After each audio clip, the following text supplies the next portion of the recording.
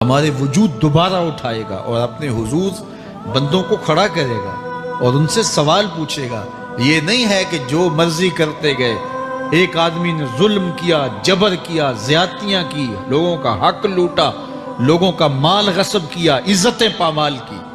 اور اتنا مؤثر تھا کہ عدالتیں وہ خرید لیتا تھا، کچہریاں وہ خرید لیتا تھا، پولیس وہ خرید لیتا تھا، کوئی سے پوچھنے والا نہیں تھا، اس کی بات چلتی تھی، اس کا فون چلتا تھا، اس کا رکا چلتا تھا،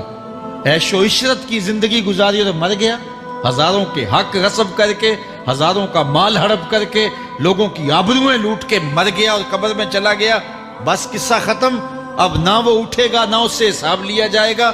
تو پھر انصاف کہاں گیا؟ ایک عدالت ایسی ہونی چاہیے کہ جس عدالت میں اس کو بھی پکڑا جائے اور ٹکٹکی پہ باندھا جائے کہ دنیا پر تو کسی نے تجھے پکڑا نہیں، آ اس عدالت میں تیرے خلاف سلطانی گواہ بھی موجود